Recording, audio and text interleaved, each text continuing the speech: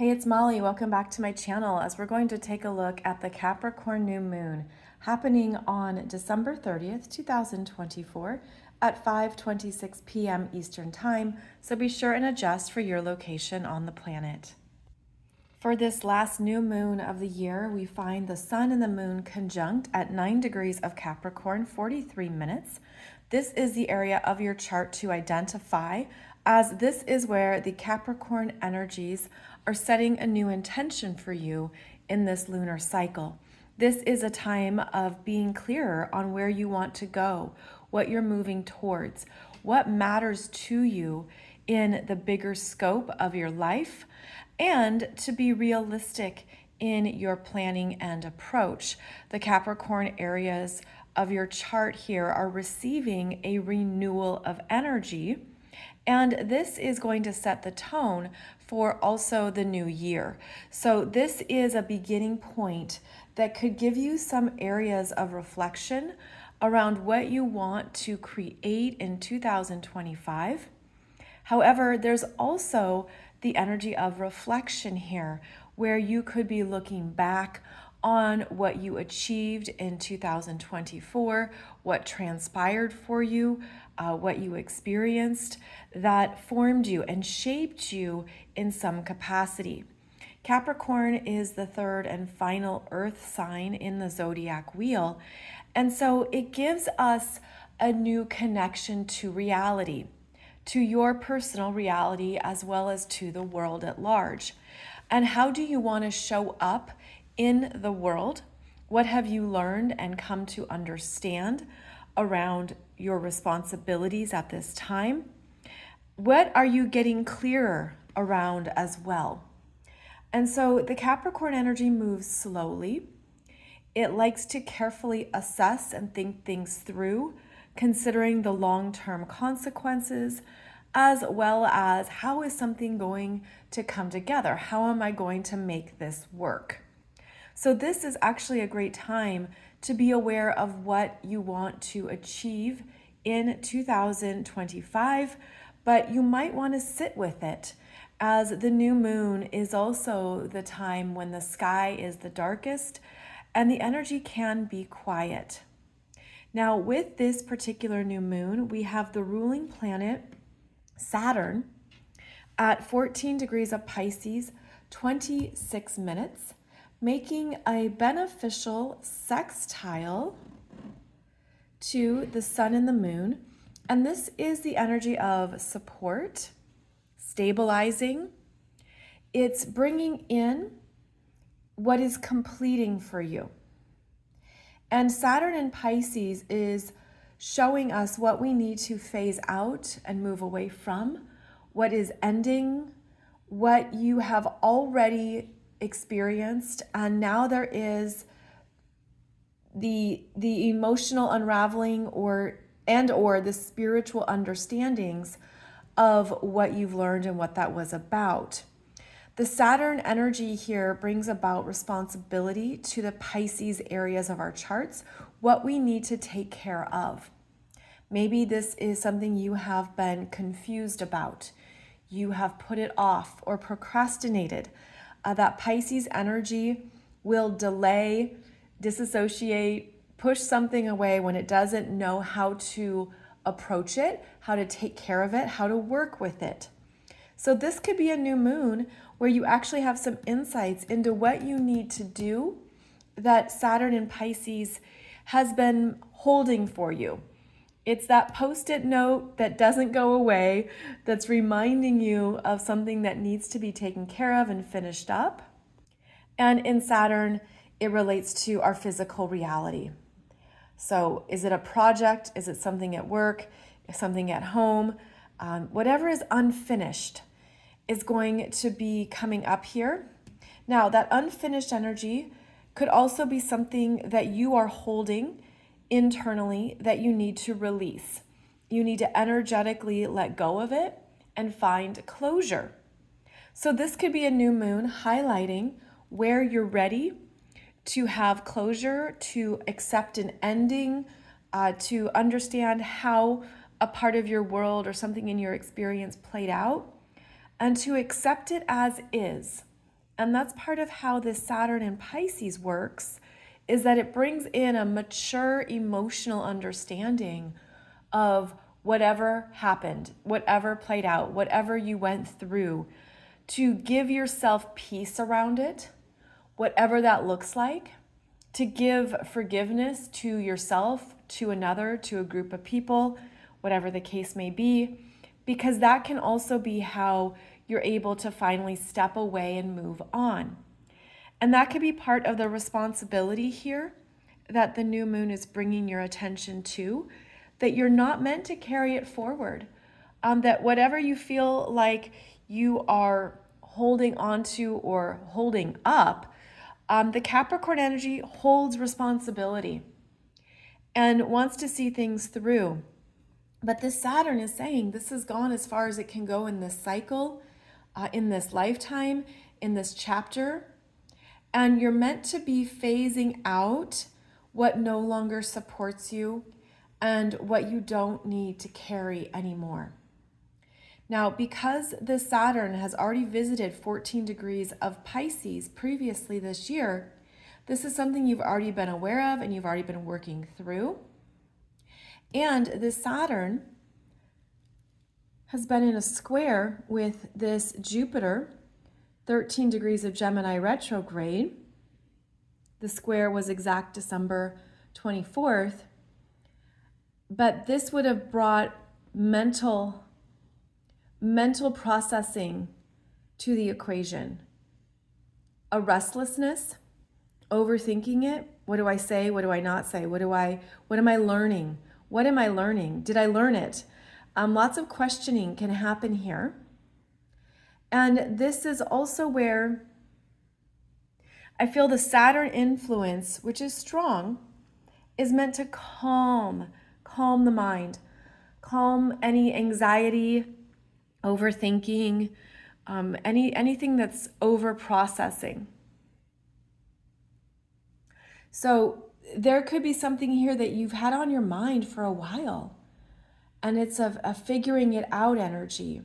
This Jupiter retrograde in Gemini is in its detriment, and has also been in a mutual reception with this Mercury. Mercury in Sagittarius is still in shadow territory from the previous retrograde, and has also been in an off again, on again T-square to Saturn, squaring Saturn and opposing this Jupiter.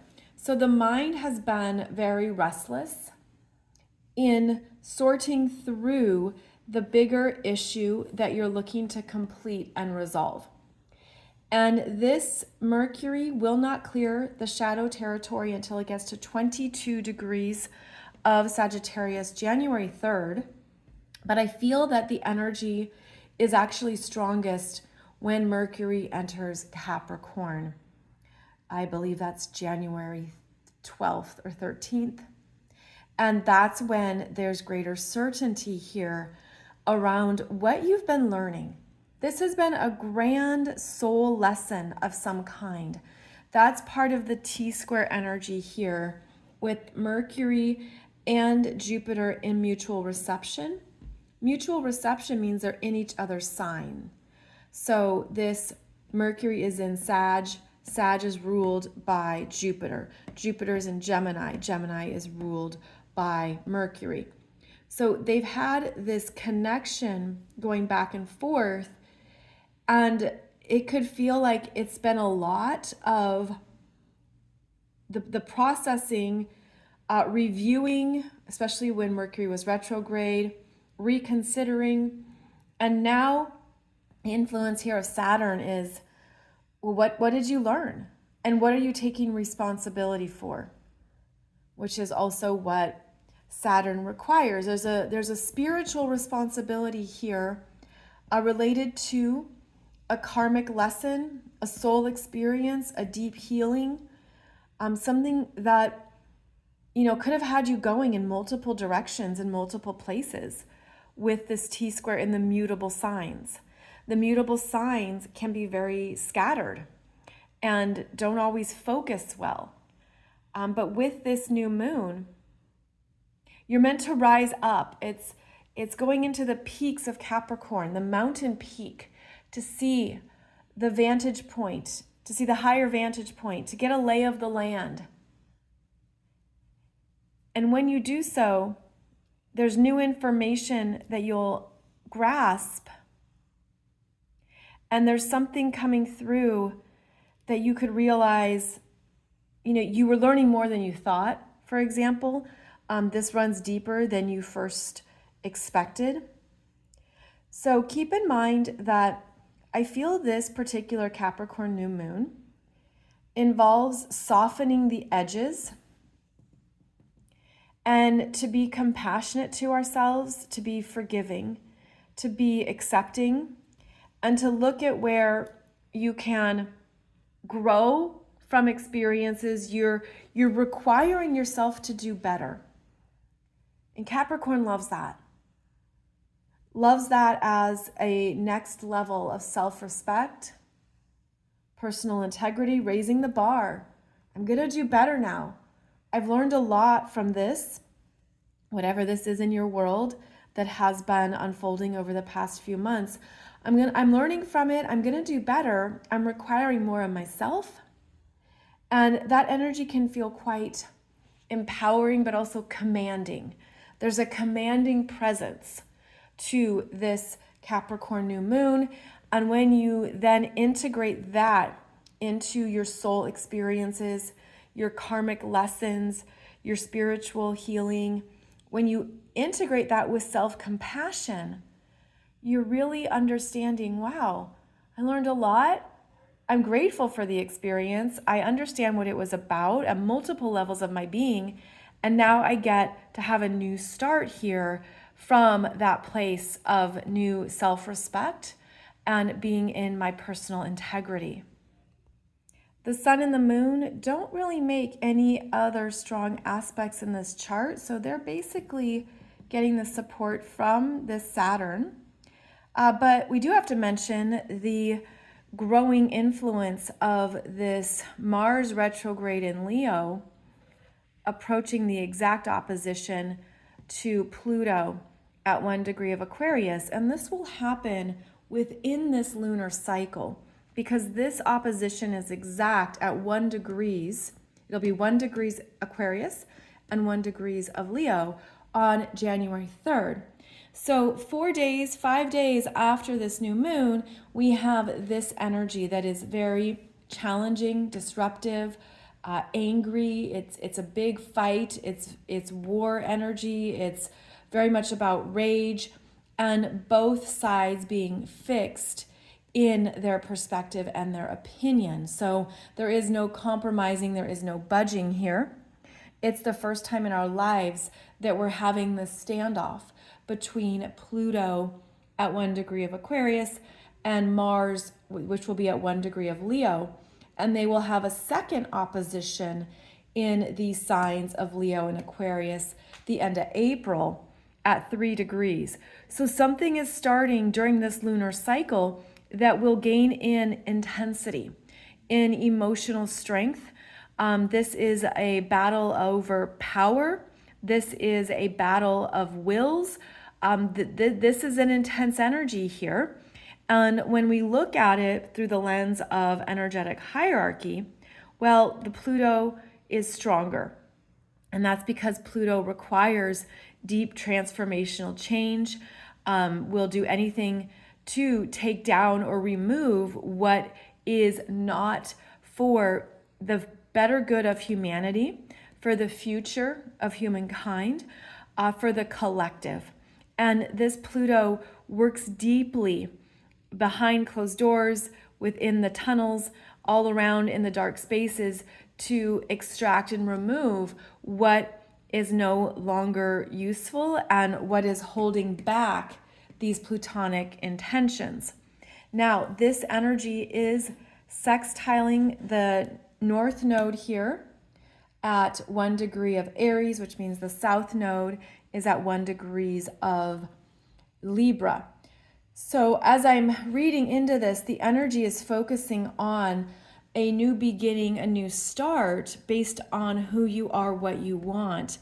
and not compromising it for another.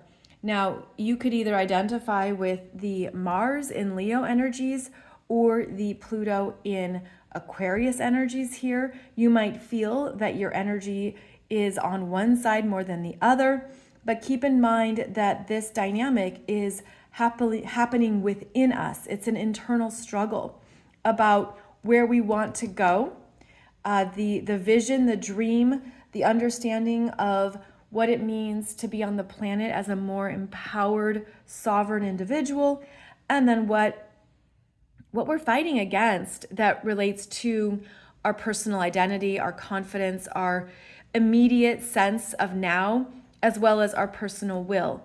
So this energy is certainly growing as we close out the year, but it strengthens in January and it lasts into late April.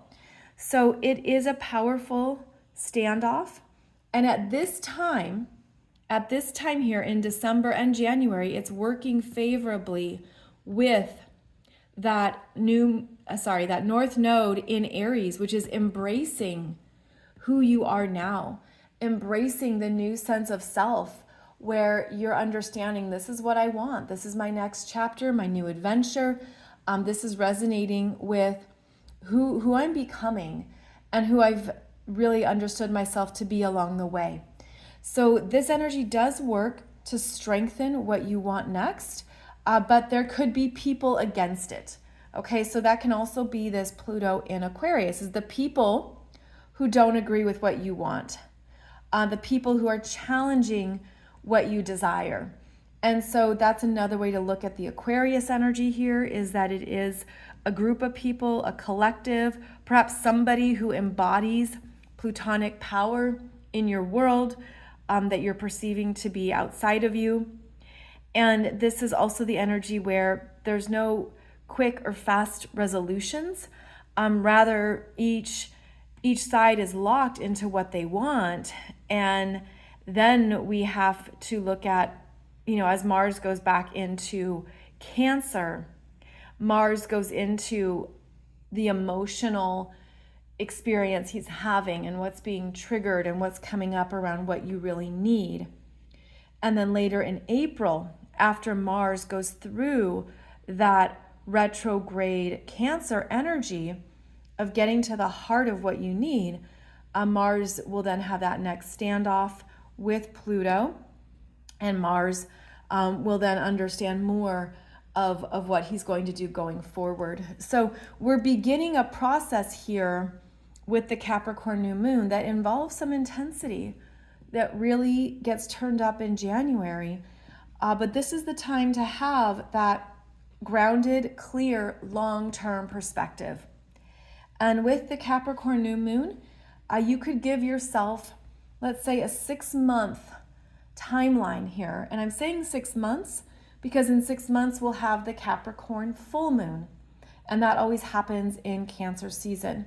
So the Capricorn full moon 6 months from now is where you can check in on what you're initiating at this time, how far you've come, what moves you made, what work you've gotten done. And that would also be a good time to then check in with how this energy is playing out of the power struggle and dynamics of the Pluto-Mars opposition. So to leave you with some final thoughts here, the Capricorn New Moon is asking you to take a long-term approach to planning what you want to do in the new year, and to do so with compassion, love, forgiveness, to do so with an acceptance of what was and what has been, so that you can release it and move on. And to know that even when the energy gets turned up here in 2025 with this strong, fighting, contentious, it's polarizing energy. It's very divisive. It's very divisive. There's going to be something that we're learning about ourselves through it all. So may you have some inspiration here as we close out 2024 to stand in a new sense of self-respect and to see how far you've come, as well as how equipped you are to move forward into the new year with these new energies. Be sure to join my 2025 Soul Growth Astrology program to understand more about the specifics of the year ahead, so you can see how these energies are playing out for you in your chart and understand what they mean, especially as we'll see Saturn and Neptune both move into Aries in 2025. We have the eclipses coming up in March. We also have Venus retrograde and a lot more going on in the year. So I put together this program so you can continue to be your own astrologer, understand your chart and the energies that are showing up for you this year, and know what lies ahead with a good heads up. So thank you so much for joining me. It is great to connect with you here, and I'll be back soon with a new video.